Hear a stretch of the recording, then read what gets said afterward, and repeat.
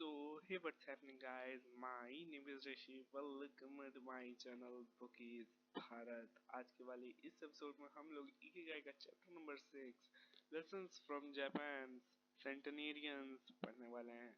Let's get into it. Traditions and proverbs from happiness and longevity. To get to Ogimi, we had to fly nearly 3 hours from Tokyo to Naha, the capital of Okinawa. Several months earlier, we had contacted the town council of a place known as the Village of Longevity to explain the purpose of our trip and our intention to interview the oldest members of the community. After numerous conversations, we were finally got the help we were looking for and were able to rent a house just outside the town. One, 1 year later, after starting this project, we found ourselves on the doorstep of some of the longest living people in the world. We realized right away that time seems to have stopped there, and though the entire town were living in an endless here and now. Arriving in Ogimi, after 2 hours on the road from Naha, we finally able to stop worrying about the traffic. To our left are the seas and an empty stretch of beach. To our right, the mountainous jungle of Okinawa's Yanbaru forests.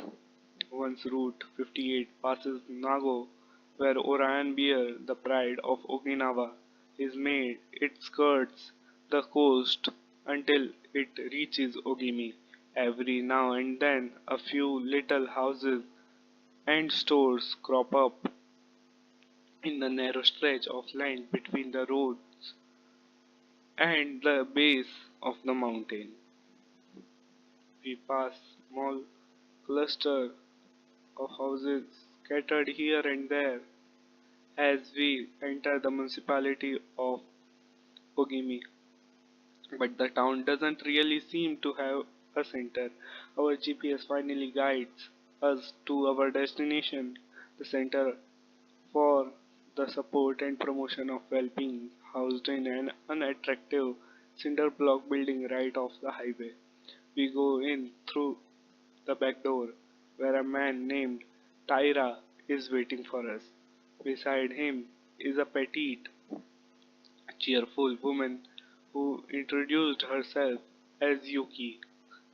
Two other women immediately get up from desks and show us to a conference room. They serve us each a cup of green tea and a few shikawasa, a small citrus fruit that packs a big nutritional punch, as we will see later on. Tyra sits down across from us in his formal suit and opens up a large planner and a three-ring binder. Yuki sits next to him. The binder contains a list of all the town's residents organized by age and club or moai. Tyra points out that these group of people who help one another are characteristic of Ogimi. The Moai are not organized by around any concrete objective, they function more like a family. Tyra also tells us that volunteer work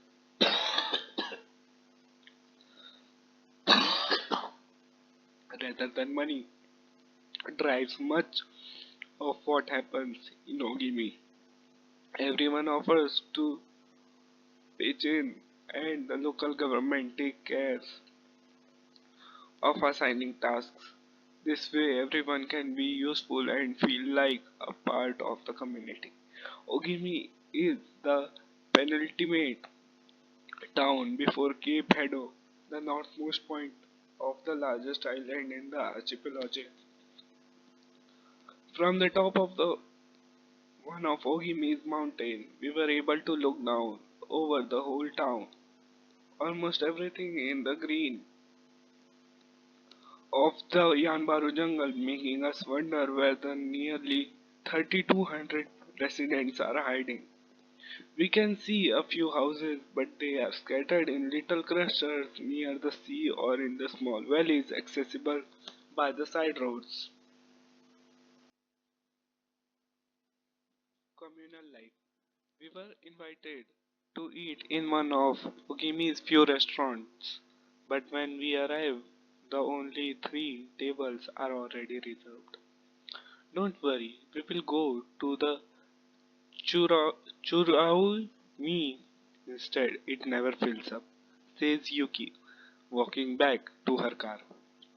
She is still driving at age 88 and take great pride in that. Her co-pilot is 99 and has also decided to spend the day with us. We have to drive fast to keep up with them on the highway that is sometimes more dirt than asphalt. Finally reaching the other end of the jungle, we can at least sit down to eat. I don't really go to restaurants, Yuki says as we take our seats. Almost everything I eat comes from my vegetable garden and I buy my fish from Tanaka, who's been my friend forever. The restaurant is right by the sea and seems like something from the planet Tatooine from Star Wars. The menu boasts in large letters that it serves slow food, prepared by organic vegetables grown in the town. But really, Yuki continues, food is the least important thing. She is extroverted and rather pretty. She likes to talk about her role as the director of several associations run by the local government. Food won't help you live longer, she says, bringing to her lips a bite of the diminutive confection that followed our meal. The secret is smiling and having a good time. There are no bars and only a few restaurants in Ogimi, but those who live there enjoy a rich social life that revolves around community centers. The town is divided into 17 neighborhoods, and each one has a president and several people in charge of things like culture, festivals, social activities, and longevity. Residents pay close attention to this last category. We were invited to the community center of one of the 17 neighborhoods. It is an old building right next to one of the mountains of the Yanbaru jungle, home to Bunagya, the town's iconic spirits. The Bunagya spirits of the Yanbaru jungle. Bunagya are magical creatures that inhabit the Yanbaru jungle near Ogimi and its surrounding towns. They manifest as children with long red head, long red hair, and like to hide in the Yanbaru, in the jungles, Gajumaru, banyan trees, and go fishing on the beach. Many of Okinawa's stories and fables are about Bunagya spirits. They are mischievous, playful, and unpredictable. Locals say that the Bunagya love the mountains, rivers, seas, trees, earth, wind, and animals, and that if you want to befriend them, you have to show respect for nature. A birthday party. When we arrived at the neighborhood's community center, we were greeted by a group of about 20 people who proudly proclaimed the youngest among us is 83. We conduct our interview at a large table while drinking green tea. When we finish, we were brought to an event space where we celebrate the birthdays of three members of the group. One woman is turning 99, another 94, and one young man has just reached 89. We sing a few songs popular in the village and finish up with Happy Birthday in English. The woman turning 99 blows out the candles and thank everyone for coming to our party. We eat homemade. shikawasa cake and end up dancing and celebrating as though it were the birthday of a 20 something. It's the first party, but not the last, that we will attend during our week in the village. We will also do a karaoke with a group of seniors who sing better than we could, and attend a traditional festival with local bands, dancers, and food stands at the foot of the mountain. Celebrate each day together. Celebrations seem to be an essential part of life in Ogimi. We were invited to watch a game of gate ball, one of the most popular sports among Okinawa's older residents. It involves hitting a ball with a mallet like stick. It is a low impact sport that can be played anywhere and is a good excuse to move around and have fun as a group. The residents hold local competitions and there is no age limit for participants. We participate in a weekly game and lose to a woman who recently turned 104. Everyone cheers and the defeat look on our faces. Alex laughter. In addition to playing and celebrating as a community spiritually is also essential to the happiness of the village residents. The gods of Okinawa. The main religion in Okinawa is known as Ryukyu Shinto. Ryukyu is the original name of the Okinawa archipelago, and Shinto means the path of the gods.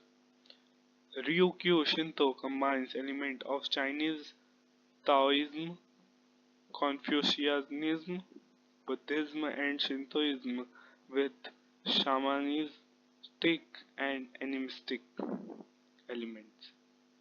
According to this ancient faith, the world is populated by an infinite number of spirits divided into several types: spirits of the home, of the forest, of the trees, and of the mountains. It is important to appease these spirits through rituals and festivals and by consent consecrating sacred grounds. Okinawa is full of sacred jungles and forests where many of the two main kinds of temples are found, the Utaki and the Uganju. We visited an Uganju, or small open-air temple adorned with incense and coins, next to a waterfall in Ogimi. The Utaki is a collection of stones where people go to pray and where supposedly spirits gather. In Okinawa's religious practice, women are considered spiritually superior to men, whereas the opposite is true of traditional Shintoism in the rest of Japan. Yuta are women chosen as mediums by their communities to make contact with the spirit realm through traditional rites. Ancestor worship is another important feature of spiritual practice in Okinawa and in Japan in general. The home of each generational firstborn usually contains a butsudan or small altar used to pray for and make offering to the family's ancestors. Mabui.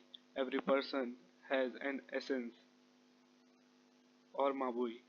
This Mabui is our spirit and the source of our life force. It is immortal and makes us who we are. Sometimes the Mabui of someone who has died is trapped in the body of the living person. This situation requires a separation ritual to free the Mabui of the deceased. It often happens when a person dies suddenly, especially at a young age, and his or her Mabui doesn't want to move on to the realm of the dead. A mabui can also be passed from a person to person by physical contact. A grandmother who leaves her granddaughter a ring transfers a part of her mabui to her. Photographs can also be a medium for passing mabui among people.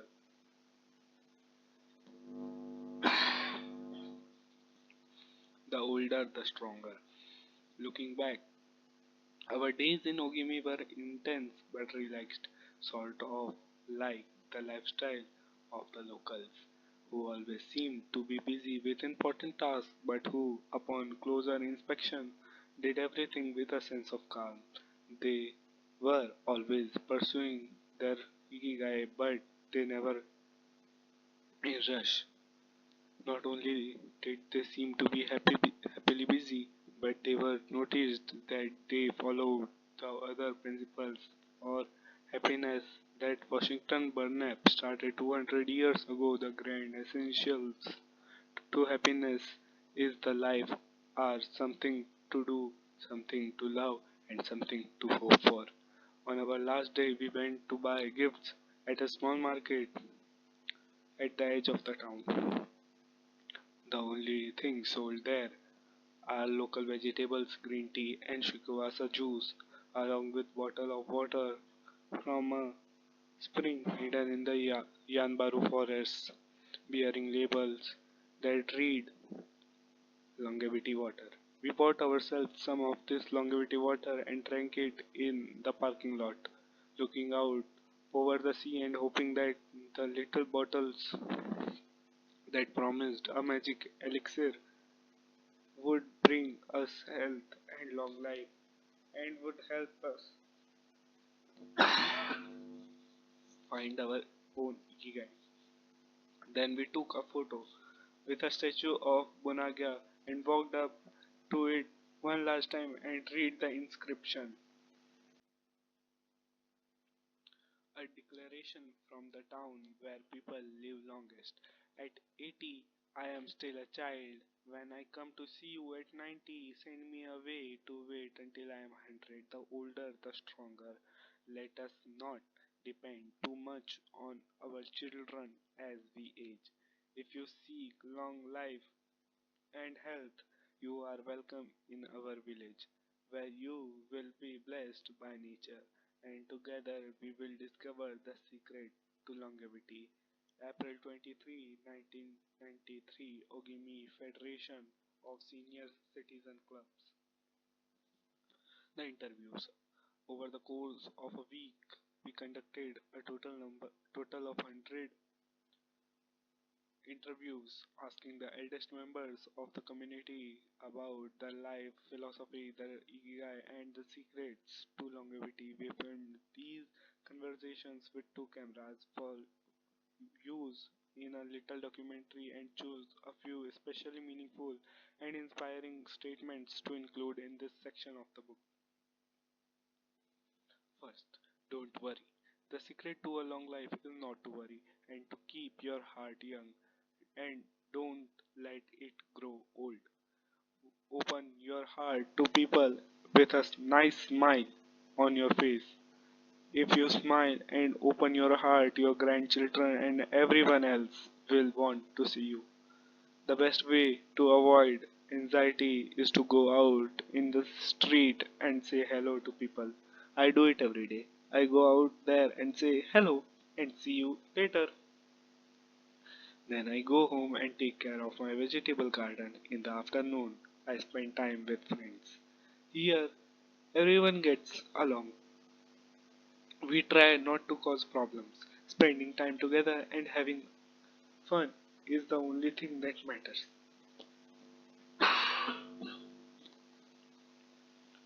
Second, cultivate good habits. I feel joy every morning waking up at 6 and opening the curtains to look out at my garden, where I grow my own vegetables. I go right outside to check my tomatoes, my mandarin oranges. I love the sight of them. It relaxes me. After an hour in the garden, I go back inside and make breakfast. I plant my own vegetables and cook them myself. That's my ikigai. The key to staying sharp in old age is in your fingers. From your fingers to your brain and back again. If you keep your fingers busy, you will live to see 100. I get up at 4 every day. I set my alarm for that time, have a cup of coffee, and do a little exercise lifting my arms. That gives me energy, but for the rest of the day, I eat a bit of everything. I think that's the secret. I like variety in what I eat. I think it tastes better working. If you don't work, your body breaks down. When I wake up, I go to my but sedan and light incense. You have to keep your ancestors in mind. It's the first thing I do every morning. I wake up every day at the same time early and spend the morning in my vegetable garden. I go dancing with my friends once a week. I do exercise every day and every morning I go for a little walk. I never forget to do my Taiso exercises when I get up. Eating vegetables, it helps you live longer. To live a long time, you need to do three things: exercise to stay healthy, eat well, and spend time with people. Third, nurture your friendships every day. Getting together with my friends is my most important ikigai. We know, we all get together here and talk. It's very important. I always know I will see them all here tomorrow. And that's one of my favorite things in life. My main hobby is getting together with friends and neighbors. Talking each day with the people you love, that's the secret to a long life. I say hello and see you later to the children on their way to school and wave at everyone who goes by me in their car. Drive safely, I say, between 7:20 a.m. and 8:50 a.m. I am outside on my feet the whole time, saying hello to people. Once everyone gone, I go back inside, chatting and drinking tea with my neighbors. That's the best thing in life, and singing together. I wake up at 5 every morning, leave the house, and walk to the sea. Then I go to a friend's house and we have tea together. That's the secret to long life, getting together with people and going from place to place.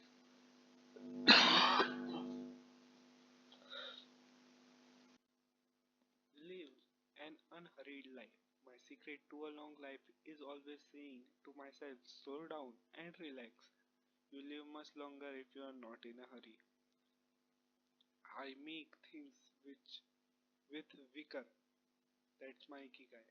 The first thing I do when I wake up is pray.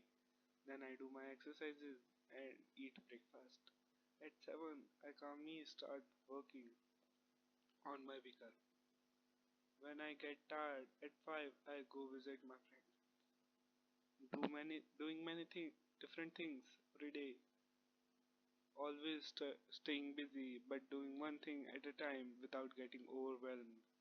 The secret to long life is going to bed early, waking up early, and going for a walk. Living peacefully and enjoying the little things, getting along with your friends. Spring and summer, for spring, summer, fall, winter, enjoying each season happily. Be optimistic. Every day I say to myself, today will be full of health and energy. Live it to the fullest.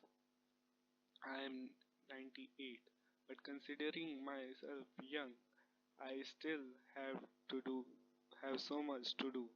Laugh. Laughter is the most important thing.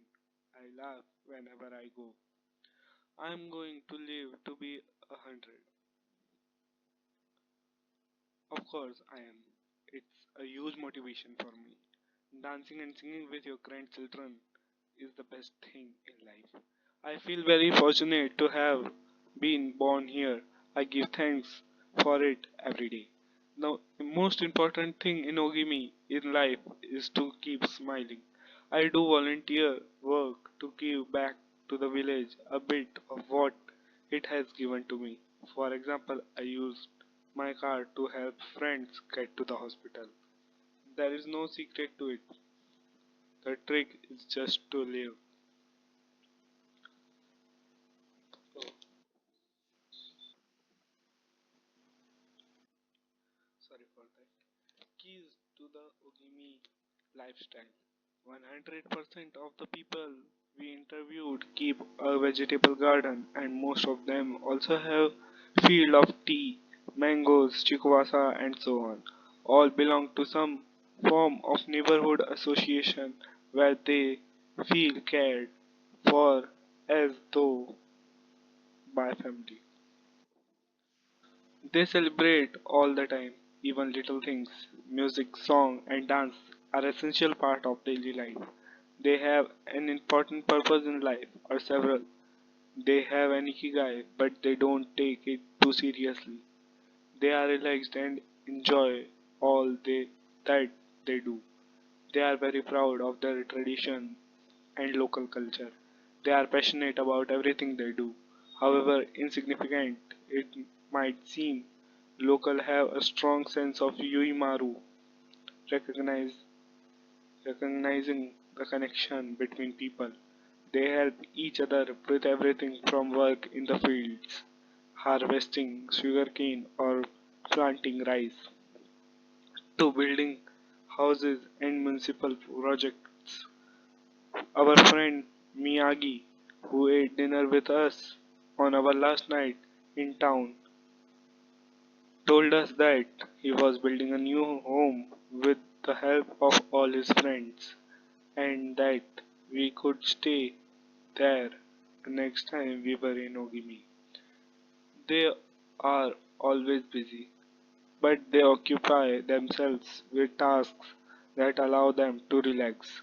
We didn't see a single old grandpa sitting on a bench doing nothing. They are always coming and going to sing karaoke, visit with neighbors, or play a game of gate ball. Thanks for watching. My health is not good. I'm coughing all the time. Sorry for that. We will meet in the next video. Until that, bye bye.